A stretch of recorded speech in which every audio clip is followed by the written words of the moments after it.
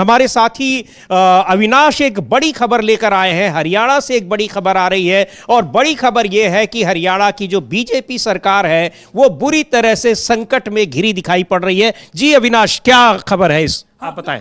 हरियाणा सरकार जो है वो बहुमत तो है, लेकिन एक सिंपल बहुमत है उनके पास में।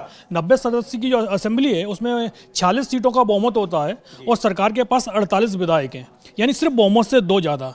और जब से सरकार बनी है, नायब सिंह सैनी की दोबारा से जब से रिपीट हुई है, उसके बाद से सरकार में जबरदस्त टकराव चल रहा है। सबसे पहले तो अनिल विज जो सीएम बनना चाहते थे, जब चुनाव परिणाम घोषित हो रहे थे उससे पहले ही से ही वो उन्होंने सीएम पद के लिए दावेदारी ठोक दी थी कि भाई जो सैनी साहब हैं वो सिर्फ चुनाव तक सीएम बनाए गए हैं, उसके बाद तो विधायक दल के जो नेता जो चुने जाएंगे वो विधायक चुनेंगे। और जो अनिल विज हैं वो हरियाणा बीजेपी के सबसे वरिष्ठ नेता हैं, 6 बार के वो विधायक हैं। जब 2014 में पहली बार सरकार बनी थी तब भी अनिल विज का नाम ही सबसे ऊपर चल रहा था, लेकिन अचानक ही ये कहा गया कि दिल्ली से फ़ोन आया और सीधा सीधा अनिल विज से ही कहा गया कि आपको मनोहर लाल खट्टर का नाम प्रस्तावित करना है। बाद में पता चला पीएम साहब का वो फ़ोन था, तो उस चक्कर में उस समय तो वो चूक गए। उसके बाद जब 2024 में दोबारा जब खट्टर को हटा के नए सीएम की तलाश शुरू हुई तो उस समय फिर अनिल विज को लगा कि हम शायद सीएम बन जाएंगे, लेकिन तब फिर नायब सिंह सैनी के नाम की पर्ची खुल गई। तो और उसके बाद अनिल विज ने मंत्री पद लेने से ही मना कर दिया था। बाद में जब चुनाव हुए अनिल विज ने फिर दावेदारी पेश की, लेकिन सैनी साहब के उस पर चुनाव लड़ा गया था तो नायब सिंह सैनी को ही सीएम बना दिया गया। लेकिन अनिल विज का कहना यह है कि पूरे चुनाव में उन्होंने नाम कभी नहीं लिया, लेकिन इशारा सीधा सीधा होता था वो नायब सिंह सैनी की तरफ ही होता था कि उनके कहने पर उनको हराने की कोशिश की गई। उनके चुनाव क्षेत्र में जो अधिकारी थे उनकी सुनते ही नहीं थे चुनाव प्रचार में। वो लगता था जैसे वो सरकार किसी और पार्टी की है और वो विपक्ष की तरफ से चुनाव लड़ रहे हों। तो अनिल विज ने लगातार शिकायतें उस समय भी की थी, लेकिन उनकी कोई सुनवाई नहीं हुई। वो तो उनकी किस्मत अच्छी थी कि कांग्रेस से जो टिकट मांग रही थी चित्रा सरवारा, उनको टिकट नहीं दिया गया, वो इंडिपेंडेंट चुनाव लड़ गई और उसके बाद उन्होंने ही टक्कर दी। अनिल विज 7000 वोटों से बड़ा मुश्किल से चुनाव जीत पाए थे। पहले तो काफी देर तक वो जब काउंटिंग हो रही थी तो पीछे ही चल रहे थे। हाँ बिल्कुल, ये तो ये किस्मत थी अनिल विज की कि वो अंतिम समय पर आगे निकल गए। और दूसरी बात यही थी कि कांग्रेस ने यदि चित्रा सरवारा को टिकट दे दिया होता तो फिर उनके लिए चुनाव इस बार ये मान के चलिए वो पूर्व विधायक हो चुके होते, लेकिन वो चुनाव जीते लेकिन सीएम नहीं बनाए गए। इसके बाद से वो लगातार, सबसे पहली वो समस्या तो उनकी यही थी कि जिन अधिकारियों ने उनके खिलाफ एक तरीके से विपक्ष के नेता का समर्थन किया और उनको हराने की कोशिश की, उसके बाद से वो लगातार शिकायत कर रहे थे कि भाई इनको ट्रांसफर कर दिया जाए, लेकिन उनकी कोई सुनवाई नहीं हो रही थी। सबसे बड़ी बात तो यह थी कि पहली बार जब उनके पास अनिल विज पहले खट्टर साहब के उसमें बने थे मंत्री, तो उनके पास में गृह विभाग था। उसके बाद इस बार उन्हें गृह मंत्रालय भी नहीं दिया गया और गृह मंत्रालय की जगह उनको ऊर्जा विभाग सौंप दिया गया। ऊर्जा विभाग में कितना होता है काम ये तो सबको पता है। और जब उन्होंने अपने जो डिस्ट्रिक्ट कलेक्टर हैं, डिस्ट्रिक्ट मजिस्ट्रेट हैं, उनके ट्रांसफ़र के लिए डिमांड की नायब सिंह सैनी से, तो उनका एक तरीके से मना कर दिया गया। उसके बाद से ही पिछले 5-6 दिन से अनिल विज के लगातार बयान आ रहे हैं और उनका कहना यह है कि खाली ये बयान हम अपने लिए नहीं दे रहे हैं, बल्कि सरकार में कई विधायक नाराज हैं। अब विधायकों की उन्होंने संख्या नहीं बताई, लेकिन ये कहा जा रहा है कि यह संख्या 1 दर्जन से भी ज़्यादा है। सरकार के पास सिर्फ 2 की मेजॉरिटी है और अगर 1 दर्जन से ज़्यादा विधायक सरकार से नाराज चल रहे हैं तो आप समझ सकते हैं कि यदि बगावत होती है तो फिर सरकार को संभलना मुश्किल हो जाएगा, क्योंकि कांग्रेस के पास में भी इस समय 37 विधायक हैं। पिछली बार उनके पास 30 थे, इस बार 7 सीटें उनकी बढ़ गई हैं। तो कांग्रेस के लिए जो बहुमत का आंकड़ा हासिल करना है वो सिर्फ 9 विधायकों की जरूरत कांग्रेस को और पड़नी है। 5 जो इंडिपेंडेंट हैं वो भी जो 5 में 2 आईएनएलडी मौका देखकर ही चले जाएंगे, जा सकते हैं। हाँ, सबसे बड़ी बात तो 2 आईएनएलडी के हैं और 3 जो हैं आईएनएलडी की तरफ से तो कोशिश पिछली बार भी हुई थी कि कांग्रेस से गठबंधन हो जाए, और जो 3 इंडिपेंडेंट जीते हैं वो बेसिकली कांग्रेस के ही लोग हैं। तो जाहिर सी बात है कि ये 5 के 5 तो मौका क्या, यदि कांग्रेस की सरकार बन रही होगी तो तुरंत ही पाला बदल जाएंगे। तो आप ये मान के चलिएगा कि कांग्रेस के पास 42 विधायकों का समर्थन तो है। अगर 6 विधायक के 7 विधायक भी बीजेपी के खेमे से खिसक जाते हैं तो फिर यह सरकार बचना बहुत मुश्किल हो जाएगा। और जिस तरीके से अनिल विज के बयान चल रहे हैं, वो लगातार बोल रहे हैं कि भाई हमसे क्या होगा, आप मंत्री पद ले लेंगे, आप हमारी गाड़ी ले लेंगे, लेकिन हमारी जो विधायकी है वो आप हमसे नहीं छीन सकते, वो हमको जनता ने चुनकर भेजा है। और उनका सीधा सीधा कहना है, जो लगातार बोल रहे हैं कि कई विधायक उनके साथ में हैं। कई विधायक हैं। और अब अविनाश, ये जैसे नाराजगी तो उनकी, जैसे आप बता ही रहे हैं कि 2014 में ही वो सबसे बड़े दावेदार थे। इसलिए थे कि जब बीजेपी के वहां गिने चुने विधायक होते थे तभी अनिल विज अपने अंबाला से जीत कर आते थे, तो उनकी दावेदारी स्वाभाविक थी। और उसके बाद तब नहीं बनाया गया, फिर जब मनोहर लाल खट्टर को हटाया गया तब भी नहीं बनाया गया, नए चुनाव हुए तब भी नहीं। लेकिन अब अनिल विज को भी लग रहा है कि ये अब केंद्र की वो बीजेपी सरकार नहीं कि जिसके नाम पर मोहर लगा देगी वही बना रह जाएगा। तो अब 240 सीटें जो लोकसभा में है उसका उनको भी असर दिखाना है और अपनी बात को वो भी अब मजबूती के साथ रख रहे हैं कि कुछ भी हो सकता है। अब वो स्थिति नहीं रह गई केंद्रीय नेतृत्व की कि जो कह देगा वही हो जाएगा। हाँ बिल्कुल, क्योंकि आपने देखा होगा जब हरियाणा विधानसभा चुनाव चल रहा था तो संभवतः पिछले 10 साल में ऐसा पहला मौका देखा जा रहा था कि बीजेपी के कई नेता खुलकर सीएम पद की दावेदारी कर रहे थे। नहीं तो अमूमन ये कहा जाता था बीजेपी में पिछले 5-7 साल से, तो ये कहने लगे थे कि भाई हमारा नाम मत चलाना, क्योंकि यदि नाम चल गया तो ये मान के चलना नाम कट गया। तो वो भाई यदि उनका नाम फाइनली यदि पहुंच भी जाता था तब भी वो गुलदस्ते लेने से मना कर देते थे कि कई को ये हुआ कि भाई सुबह शपथ लेनी है, शाम को गुलदस्ते लेना शुरू कर दिए तो पता चला कि शाम सुबह के नाम ही बदल गया। वो जैसे उत्तर प्रदेश में लोगों को याद होगा मनोज सिन्हा का, अब लेंदू जी। हाँ, मनोज सिन्हा, वो तो जाके काशी विश्वनाथ में दर्शन भी कराए हैं, दर्शन कर चुके थे और मिठाइयाँ बंटना शुरू हो गई थी उनके समर्थकों में अच्छे तरीके से। और मालूम पड़ा कि सुबह जो है अचानक से योगी जी आ टपके, उनका नाम आ गया। नाम क्या आ गया, वो तो आ टपके एकदम से, और ऐसे आ टपके कि अब मोदी जी के बस का नहीं है उनको हटा पाना। इतनी बड़ी घटना हो गई महाकुंभ में, लेकिन मोदी जी के मुंह से एक शब्द नहीं निकल पा रहा है। तो यानी आप समझ सकते हैं कि परिस्थितियां राजनीति में कैसे एकदम से बदला करती हैं। तो ये मोदी जी राजधर्म का पालन करने की हिदायत भी नहीं दे पा रहे। हाँ, वो भी हिदायत नहीं दे पा रहे। राजधर्म का राम मुंह से नहीं निकल रहा है, क्योंकि योगी जी पलट के कह देंगे कि पहले खुद तो कर लो राजधर्म का पालन, हमको बाद में बताना। तो ये बड़ा संकट जो है, ये राजनीति में क्या होता है, खासतौर से भारतीय जनता पार्टी की राजनीति जो है उसमें क्या होता है, ये बड़ा अनिश्चित एक तरीके से रहता है। जी बिल्कुल। और अविनाश जी, इसको हरियाणा में और क्या डेवलपमेंट है वो चर्चा हम लोग जारी रखते हैं। यही दिक्कत महाराष्ट्र में एक बार फिर निकल कर आई है। संजय राउत का दावा है कि वहां मुख्यमंत्री देवेंद्र फडणवीस अब तक अपने सरकारी आवास में नहीं गए हैं। सुनते हैं और क्यों नहीं गए हैं, इसके पीछे साफ तौर पर जिस तरह से एकनाथ शिंदे की नाराजगी है, उसके अलावा वहां भी जो महायुति गठबंधन में जो दरारें दिखाई पड़ रही हैं, गहराती चली जा रही हैं, सरकार भले बनी हुई है, वो दरारें बार बार सामने आती जा रही हैं। कई बयान इस तरह के आ रहे हैं या इन नेताओं की कुछ एक्टिविटीज ऐसी हैं, गतिविधियां ऐसी हैं जिनसे ये बातें साफ हो रही हैं। अब जो संजय राउत का ये दावा है वो भी अपने आप में बहुत बड़ा है। ऐसा क्यों है, सुनते हैं पहले संजय राउत को, उसके बाद इस बात को आगे बढ़ाते हैं। लेकिन अब बिहार और महाराष्ट्र के बाद हरियाणा की बीजेपी सरकार, एनडीए सरकार भी, हरियाणा में तो हाँ एनडीए सरकार ही है, बीजेपी सरकार, बीजेपी मुख्य रूप से वहां पर है, लेकिन वहां भी अब हरियाणा में भी सरकार पर खतरे के बादल मंडराते दिखाई पड़ रहे हैं। तो सुनते हैं संजय राउत ने महाराष्ट्र के मुख्यमंत्री को लेकर क्या कहा है, क्यों वो अपने सरकारी आवास में नहीं जा रहे हैं। राउत साहब, यही है कि कल दिल्ली के चुनाव है, दिल्ली के चुनाव है, आप आम आदमी की सरकार, फिर से जनता कांग्रेस या बीजेपी को समर्थन दे रही है? मोदी जी को लगता है 5 तारीख को वो कुंभ में जाकर पूरा दिन डुबकी लगा रहे हैं, क्योंकि वो डुबकी लगाते हुए दिल्ली की जनता ने देखा और उस आधार पर उनको वोट मिलना चाहिए कि मोदी जी डुबकी लगा रहे हैं, मोदी जी कुंभ में जाकर स्नान कर रहे हैं। ये उनका सबसे बड़ा काम है कि मैं स्नान कर रहा हूँ और कुछ नहीं। लोग ये देखकर अगर वोट करते हैं तो इस देश का लोकतंत्र खतरे में है, इस देश की एक विचारधारा है वो खतरे में है। मुझे लगता है काम की बात करें, काम के आधार की बात करें तो अरविंद केजरीवाल जी और उनके पार्टी ने 10 साल में अच्छा काम किया है और काम के आधार पर सही है। तो ये महाराष्ट्र में भी, अभी दिल्ली में आज विधानसभा चुनाव हो रहे हैं, लेकिन दिल्ली से लगे हरियाणा में जिस तरह से भारतीय जनता पार्टी की सरकार संकट में घिरी दिखाई पड़ रही है, तो अब क्या ये आशंकाएं भी जताई जा रही हैं अविनाश की ये सरकार कभी भी जा सकती है? जिस तरह से अनिल विज की नाराजगी दिखाई पड़ रही है और सीधे तौर पर वो ये बताते दिखाई पड़ रहे हैं कि हमारे साथ 1 दर्जन से ज्यादा विधायक, उनकी भी नाराजगी इसी तरह की है। वो कहना क्या चाह रहे हैं? हाँ बिल्कुल, उनका कहना यह है कि सरकार में हमारी सुनवाई नहीं होती है। मंत्री की यदि सुनवाई नहीं हो रही है तो आप सोच सकते हैं विधायकों की स्थिति क्या होगी। तो और उनका कहना है कि कई विधायक हमसे शिकायत करते हैं कि भाई अधिकारी नहीं सुनता है। तो अनिल विज ने 4 दिन पहले तो यही कहा था कि भाई विधायक हमसे बोलते हैं, हम विधायकों से कहते हैं भाई हम मंत्री हो गए, हमारी ही सुनवाई नहीं हो रही है, तो फिर आप लोगों की सुनवाई हो रही है नहीं हो रही से तो आप खुद ही समझ सकते हैं कि स्थितियां क्या हैं।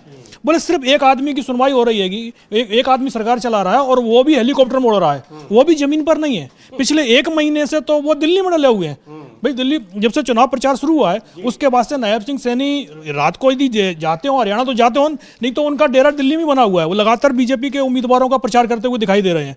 हरियाणा में क्या चल रहा है इस समय उन्हें हरियाणा की चिंता नहीं है। आपने देखा होगा यदि यमुना पर जब राजनीति शुरू हुई तो बीजेपी की तरफ से अरविंद केजरीवाल को जवाब देने के लिए नायब सिंह सैनी खुद आगे आ गए। केजरीवाल ने बोला कि भाई आप पानी पी के दिखाइए, दूसरे दिन उनके पानी पीने के फोटो शुरू हो गए।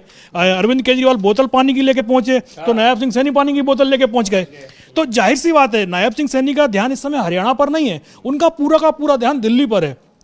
और जब सीएम नहीं है और दूसरा बात यह है कि विधायकों की और मंत्रियों की शुरुआत से चली नहीं रही है, तो इसी को लेकर वहां विधायकों में गुस्सा दिखाई दे रहा है कि बोले महीने भर से तो सरकार ही नहीं दिखाई दे रही है। 100 दिन करीब सरकार को बने हो गए हैं, उसके बाद से ही जो अनिल विज हैं, क्योंकि अनिल विज वहां सबसे सीनियर लीडर हैं, तो इसीलिए उनका गुस्सा फूट पड़ा एकदम से आगे। तो बिल्कुल ये गुस्सा फूट पड़ा है। अविनाश अमलेंदु जी ये बताएं कि ये अनिल विज का गुस्सा जो अचानक दिखाई पड़ रहा है, ये नाराजगी दिख रही है, तो क्या लग रहा है ये उनका गुस्सा है या वो जो कह रहे हैं कि दर्जन भर से ज्यादा विधायक उनके साथ हैं और तमाम विधायकों की ये नाराजगी है, तो एक तरह से उन नाराज विधायकों का प्रतिनिधित्व करते दिखाई पड़ रहे हैं या ये अपनी उनकी नाराजगी है? नहीं, उनकी अपनी नाराजगी भी है और जो दर्जन भर से ज़्यादा नाराज विधायक हैं उनका भी प्रतिनिधित्व करते हुए दिखाई पड़ रहा है। आपको याद होगा समीर जी कि हरियाणा के चुनाव के बीच में अमित शाह घोषणा कराए थे कि अगर सरकार बनेगी तो मुख्यमंत्री नायब सिंह सैनी ही होंगे। ये घोषणा करने के बाद अंतिम समय तक विधानमंडल दल की जिस दिन बैठक थी उस दिन भी अंतिम समय तक ये नहीं कहा जा रहा था कि नायब सिंह सैनी मुख्यमंत्री बन पाएंगे कि नहीं बन पाएंगे, चूंकि अनिल विज, मनोहर लाल खट्टर और राव इंद्रजीत सिंह ये 3 जो थे वो दावेदार और थे और इनके सब समर्थक जो विधायक जो थे वो जोर दे रहे थे कि उनके बनाए जाए। राव इंद्रजीत सिंह जो थे वो आखिरी समय तक कह रहे थे कि जो है दक्षिण हरियाणा से होगा और यहाँ से सबसे ज़्यादा बीजेपी बड़ी सफलता मिली है। इधर अनिल विज का कहना यह था कि वो सबसे ज़्यादा सीनियर हैं और उनका वोटिंग से पहले का जो था वो वायरल हो रहा था काफ़ी ज़्यादा कि अगर पार्टी कहेगी तो मैं मुख्यमंत्री बनने को तैयार हूँ। यानी कि सबने अपनी टांग जो थी वो अंगद की तरीके से अड़ा रखी थी। लेकिन जब अमित शाह पहुंचे विधायक दल की बैठक में तो अमित शाह ने पता नहीं किस भाषा में इन लोगों से बातचीत की होगी सबसे, उसके बाद वो अमित शाह के बारे में जो कहा जाता है वो पता नहीं सही है कि गलत है, हमें नहीं मालूम, लेकिन उनके बारे में बहुत सी बातें कही जाती हैं।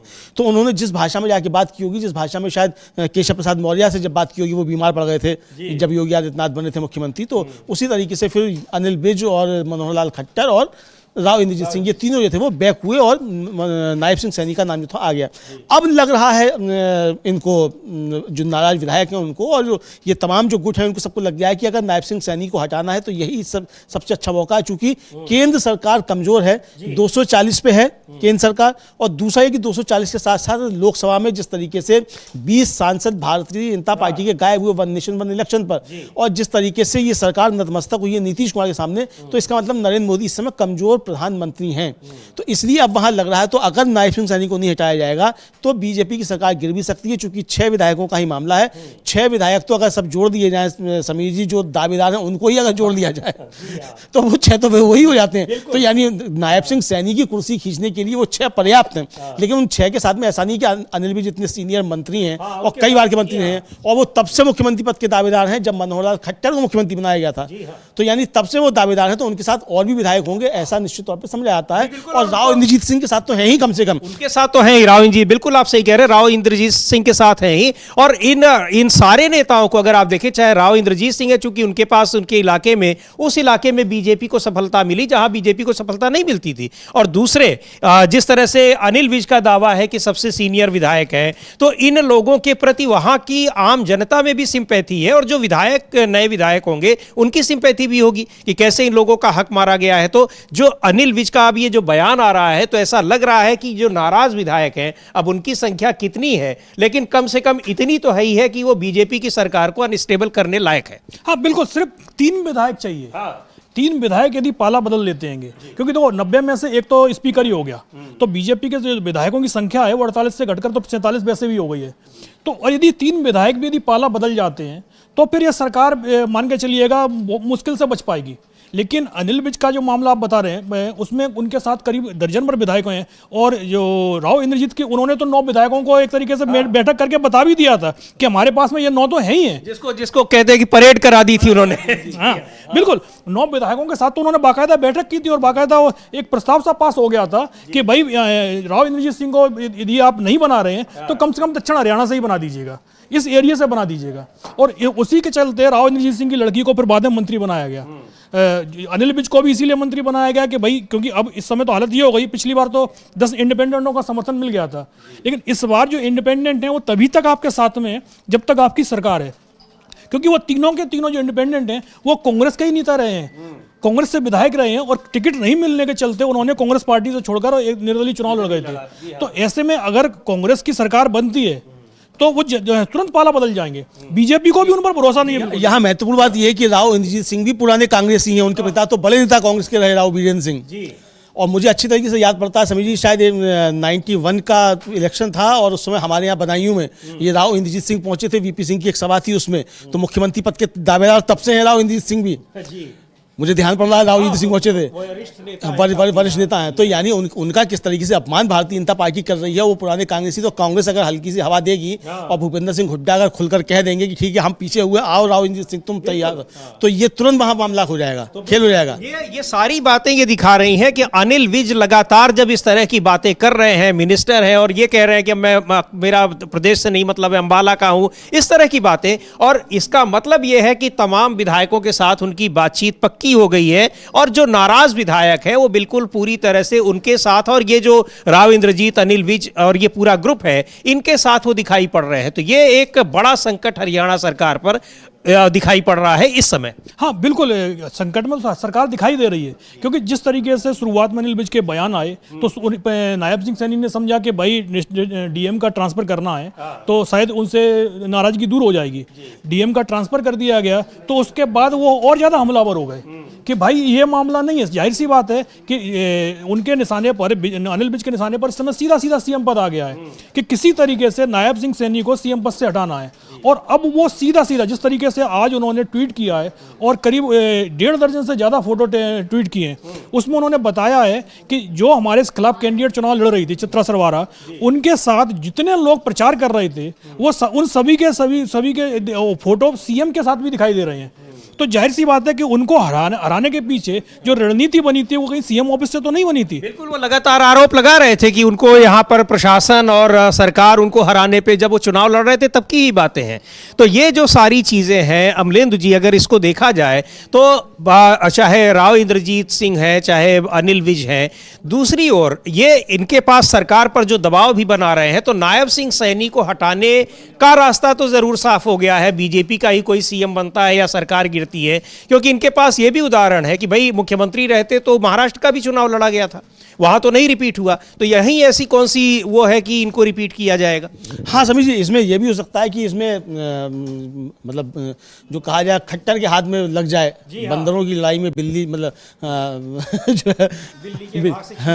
जो फूटे, तो ऐसा भी हो सकता है। तो लेकिन ये दिलचस्प होने जा रहा है, इधर नायब सिंह सैनी जो है घर पे सिर पे मटका रखकर दिल्ली में घूम रहे हैं और वहाँ जो है उनके खिलाफ हो रही हैं चीज़ें, तो वहाँ ना मटका फूट जाए भारतीय जनता पार्टी का।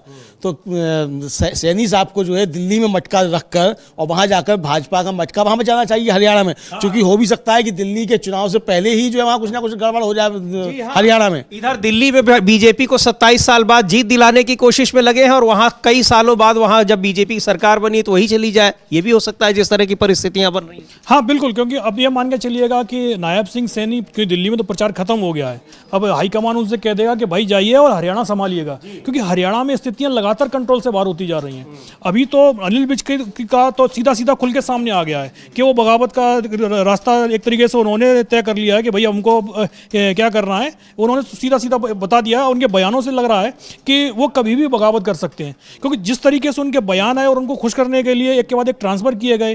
अब अनिल विज का भी कहना है कि अब हम फोन लगाते हैं तो काम हो जाता है, लेकिन अभी तक नहीं हो रहा था। 100 दिन से हमारी सरकार में ऐसा हम कोई काम के लिए बोलते थे तो नहीं होता था। अब यदि कहीं बैठक लेने के लिए जाते हैं तो सभी अधिकारी भी उपस्थित हो जाते हैं, नहीं तो उनकी बैठक में अधिकारी तक नहीं आ रहे थे। लेकिन उसके बावजूद जिस तरीके से अनिल विज के बयान आ रहे हैं कि भाई ज़्यादा से ज़्यादा आप हमारा मंत्री पद ले लेंगे, हमारी गाड़ी ले लेंगे, उससे एक चीज़ तो तय हो गई है कि अब वो जिस रास्ते पर चल चुके हैं उससे वो पीछे नहीं हटेंगे। अब अगर इसमें राव इंद्रजीत सिंह भी शामिल हो जाते हैं तो फिर ये मान के चलिएगा कि ये सरकार फिर तो बचना बहुत ही ज़्यादा मुश्किल हो जाएगी, क्योंकि 9 विधायक राव इंद्रजीत के साथ में हैं और यदि 1 दर्जन इस तरीके से संख्या 20 से ऊपर हो जाएगी, जबकि सिर्फ 3 विधायक यदि पाला बदल जाते हैं तो 3 विधायक में यहाँ पूरा गेम ही बदल जाएगा। तो इसलिए अब बीजेपी की पूरी कोशिश हो रही है कि किसी तरीके से जो अनिल विज हैं उनकी जो नाराजगी है उसको दूर किया जाए, लेकिन जाहिर सी बात है वो शख्स सीधा सीएम पद ही मांग रहा है। तो आप क्या नायब सिंह सैनी को सीएम पद से हटाएंगे, अनिल विज को सीएम बनाएंगे? तो ये सब चीजें हम देखनी पड़ेंगी, क्योंकि 8 तारीख को दिल्ली का चुनाव रिजल्ट आ रहा है, तो कहीं ऐसा ना हो कि दिल्ली में तो इन्हें सत्ता ना मिले, हरियाणा की सत्ता हाथ से फिसल जाए, जो मिली हुई है वो भी चली जाए, और दूसरी ओर वो सत्ता ऐसे जाएगी कि पिछले 10 साल में जो एक मशहूर एक फ्रेज इस्तेमाल हुआ भारतीय जनता पार्टी के लिए कि वो माहिर है ऑपरेशन लोटस में, तो अब ये रिवर्स ऑपरेशन लोटस की स्थिति कहीं ना बन जाए। हाँ, रिवर्स ऑपरेशन लोटस की स्थिति बन रही है हरियाणा में, और लग ये रहा है समीर जी कि इस बजट सत्र जो चल रहा है लोकसभा का, इसमें ही जो है हरियाणा निपट जाएगा। तो पूरा ध्यान जो है वो अभी तक ये था कि चलो नीतीश कुमार को खुश कर लिया जाए दिल्ली बचाने के लिए, लेकिन दिल्ली बचाने के लिए नीतीश कुमार को तो खुश कर दिया बजट में। अब नीतीश कुमार खुश हुए कि नहीं हुए, लेकिन दावा किया जा रहा है कि वो खुश हुए नीतीश कुमार। लेकिन जो हरियाणा में हो रहा है, तो ये हरियाणा में आई हुई सरकार जो है ये हाथ से ना चली जाए, क्योंकि अगर नायब सिंह सैनी भी लगाए, जाहिर सी बात है कि वो मुख्यमंत्री रह लिए हैं, तो अब वो जाकर 12वीं के बाद इंटर क्या उनका भी हो जाएगा कि वो भी अब जो है मंत्री बन जाएंगे, अनिल विज जो मुख्यमंत्री बने और वो मंत्री बन जाएं, तो ऐसा हो जाएगा क्या? तो अगर उनका भी वो भी तैयार है 12वीं के बाद इंटर करने के लिए, तब तो कोई बात नहीं है। लेकिन अगर अनिल विज अपने पर अड़ गए हैं और उनके साथ विधायक हैं, और राव इंद्रजीत सिंह भी अगर उनका साथ दे रहे हैं कि चलो ठीक है पहले एक कांटा निकाला जाए नायब सिंह सैनी के नाम का, ये कांटा निकल जाएगा तो बाद में अनिल विज से भी निपट लिया जाएगा। तो अगर ये समीकरण बन गया समीर जी, तो हरियाणा की सरकार गई फिर। लेकिन एक चीज है, नायब सिंह सैनी बनेंगे, आपको याद होगा कि चुनाव से पहले ही जब सारे जो एग्जिट पोल्स थे और जो तमाम लोगों के विश्लेषण थे वो बता रहे थे कि हरियाणा में स्पष्ट तौर पर बीजेपी जो है वो सरकार नहीं बनाने जा रही है। लेकिन उस समय जब नायब सिंह सैनी ने कहा, उनका एक वीडियो वायरल हुआ कि सारा इंतजाम हो गया है, और उसके बाद जब चुनाव उनके पक्ष में आए तो ये कहा गया कि ये तो बहुत बड़े मैनेजमेंट गुरु हैं, इनको पहले से ही पता था कि कैसे इंतजाम हो गया है। तो वो इंतजाम क्या अब नायब सिंह सैनी अपना नहीं कर रहे होंगे? और माना यह जा रहा है कि दिल्ली भी जिस तरह से डेरा डाले हुए हैं, तो यहां भी शायद वो इंतजाम करने में ही लगे हों। नहीं, यहाँ इंतजाम करने में लगे होंगे, तो इंतजाम वो नायब सिंह सैनी ने थोड़ी किया था, वो इंतजाम तो राजीव कुमार ने किया था, यही आरोप लग रहा है। और कल जो कांग्रेस ने अपनी कमेटी बनाई है ईगल करके, तो उसका काम ही भी यही है कि जो मैनेजमेंट राजीव कुमार करते हैं उस मैनेजमेंट को रोका जाए और उसकी जो मैनेजमेंट है उसकी बखिया उधेड़ी जाए, उसके लिए कमेटी बनी है। तो वो नायब सिंह सैनी का काम नहीं था, लेकिन ये था कि नायब सिंह सैनी को मालूम पड़ गया था कि राजीव कुमार जी मामला सेट कर चुके हैं, ये है। तो अब वो दिल्ली में आए हैं तो वो सिरपा का मटका लाद कर घूम रहे हैं समीर जी। तो इसका मतलब है कि इंतजाम अब पता नहीं हुआ कि नहीं हुआ, चूंकि अरविंद केजरीवाल भी उसी पाठशाला से आते हैं जिस पाठशाला से नरेंद्र मोदी आए हैं, तो वो कितना इंतजाम होगा, चूंकि वो पहली आरएसएस के प्रमुख मोहन भागवत को चिट्ठी लिख चुके हैं अरविंद केजरीवाल कि भाई आप इनके साथ क्यों खड़े हुए, मोदी के साथ मेरे साथ खड़े क्यों नहीं होते। तो ये इसका मतलब आरएसएस अगर अरविंद केजरीवाल के साथ भी है तो फिर मोदी के साथ नहीं रहेगा, तो फिर वो राजीव कुमार भी इंतजाम नहीं करेंगे। तो अब ये बहुत सारी चीज़ें अंतर्द्वंद उनके हैं, लेकिन एक चीज़ साफ है कि हरियाणा में भारतीय जनता पार्टी की सरकार बहुत खतरे में है और वो किसी भी समय टूट सकती है। कम से कम नायब सिंह सैनी का जाना जो है वो तय समझा जा रहा है, चूंकि अनिल विज एकदम पक्के पे अड़ गए हैं, बशर्ते कि अमित शाह फिर उनको कुछ ज्ञान ना दे दें। जी बिल्कुल, तो हरियाणा की सरकार खतरे में दिख रही है। और अविनाश, ये जो आप सारी जो पूरा क्रोनोलॉजी आप बता रहे हैं, इसमें आपको क्या लग रहा है? क्योंकि राव इंद्रजीत के 9 विधायक तो इंटैक्ट हैं, उनके साथ बिल्कुल सही बात है, नाराजगी उनकी अभी इतनी सतह पर नहीं आई है, लेकिन सरकार बनने के दौरान जिस तरह से दिखाई पड़ रही थी और फिर से रिपीट कर दिया गया नायब सिंह सैनी का, उनकी कोई मांग नहीं मानी गई, तो इससे साफ है कि वो खुश तो नहीं है। लेकिन अगर विधायकों की देखा जाए तो क्या लगता है कि अनिल विज के साथ लगभग कौन से विधायक होंगे, कितने विधायक होंगे, और कुछ ऐसे विधायक क्या उनके नाम सामने आ रहे हैं जो साफ तौर पर दिखाई पड़ रहा है कि वो अनिल विज के पूरी तरह से वो समर्थन में? नहीं, अनिल विज ने अभी अपने पत्ते पूरे नहीं खोले हैं, लेकिन एक चीज तो क्लियर है, ये चीज अनिल विज को ही मालूम है कि उनके पास में ये अंतिम मौका है। अगली बार जब चुनाव होगा तो बीजेपी से उनको टिकट भी नहीं मिलना है, विधानसभा का उन्हें टिकट ही नहीं मिलेगा। इस बार भी नहीं मिल रहा था। इस बार भी ये कहा गया था कि आरएसएस की तरफ से, ये बीजेपी से ये कहा गया कि भाई जितने भी आपके बड़े नेता हैं आप उनको रिपीट कीजिएगा, टिकट दीजिएगा, क्योंकि इस बार जीत बहुत मुश्किल दिखाई दे रही है। यदि कोई भी बड़ा नेता चुनाव जीतने की स्थिति में, तो आप उसके टिकट पर रिस्क बिल्कुल मत लीजिएगा। और उसी रिस्क फैक्टर के चक्कर में अनिल विज को टिकट मिल गया था, नहीं तो इनका टिकट तो कट चुका था। अनिल विज के समर्थक ही बोल रहे थे कि इस बार टिकट मिलना बहुत मुश्किल है, लेकिन अब इस बार टिकट 2024 में तो मिल गया, लेकिन 29 में क्या टिकट मिलेगा? तो ये बात अनिल विज को ही मालूम है। दूसरी बात ये है कि वो वैसे ही 72 साल के हो चुके हैं, तो अब उन्हें यह भी दिख रहा है कि एज फैक्टर भी उनके साथ में आएगा कि 75 साल के बाद तो वैसे भी कुछ अपवाद होते हैं, उनको टिकट मिल जाता है, लेकिन इस बार तो मिल गया, अगली बार उन्हें टिकट नहीं मिलेगा। तो जब बीजेपी उन्हें टिकट देने वाली ही नहीं है, बीजेपी के अंदर उनकी राजनीति वैसे भी 3 साल बाद खत्म होने वाली है, तो अब इसलिए वो सोच रहे हैं कि अब खुलकर खेल लिया जाए कि भाई सीएम बनना है या नहीं बनना है। सीएम बनना है तो इसी मौके पर बनना है, और नहीं तो जाहिर सी बात है, राजनीति तो उनका करियर एक तरीके से खत्म तरफ चली दिया है। तो इसीलिए उनकी डिमांड मानी भी जा रही है, लेकिन उसके बावजूद वो लगातार हमलावर तेवर दिखाए हुए हैं। वो चाहते हैं कि बीजेपी उनके खिलाफ कार्रवाई करे, कोई एक्शन ले, उसके बाद ही वो कुछ अपना अगला स्टेप उठाएंगे। और लेकिन अभी तक, क्योंकि अभी तो दिल्ली चुनाव चल रहा है, तो इसलिए बीजेपी हाईकमान जो पूरा है वो पूरा दिल्ली में ही इस समय जुटा हुआ है, दिल्ली की तरफ देख रहे हैं। लेकिन दिल्ली चुनाव के बाद हरियाणा में जब अमित शाह पहुंचेंगे, भाई अनिल विज से उनकी बात होगी, अनिल विज को दिल्ली बुलाया जाएगा, उसके बाद ये सब चीज़ें क्लियर होंगी। लेकिन अनिल विज जिस तरीके से अब बयान दे रहे हैं, उन्होंने साफ कर दिया है कि अब समझौता करने की स्थिति में हम नहीं हैं। बिल्कुल। और जिस तरह से जो आप कह रहे हैं कि कोई एक्शन ले, उनके ऊपर पार्टी कोई एक्शन ले, तो इतनी जो बिल्कुल मार्जिनल मेजॉरिटी है उसमें ले भी नहीं सकती। और दूसरी जो केंद्रीय नेतृत्व है वो अब उतना मजबूत नहीं रहा कि अब कोई भी वो फैसला ले लेगा और आंख मूंद कर सब लोग उसको मान लेंगे। जैसे कि तैयारी थी कि अनिल विज बनेंगे या 1-2 नाम उस समय और भी चल रहे थे, लेकिन फोन गया तो पता चला कि नहीं, मनोहर लाल खट्टर बनेंगे, जिनको उस समय तक कोई हरियाणा की राजनीति में इतने जाने पहचाने नाम वो नहीं थे, कम से कम इन लोगों की तुलना में। हाँ बिल्कुल, आप 1 साल पहले ही देख लीजिएगा, 2023 में चुनाव होता है, मध्य प्रदेश का होता है, छत्तीसगढ़ का होता है, राजस्थान का होता है। सीएम पद के दावेदार कौन लोग थे? मध्य प्रदेश में तो शिवराज सिंह चौहान के नेतृत्व में चुनाव लड़ा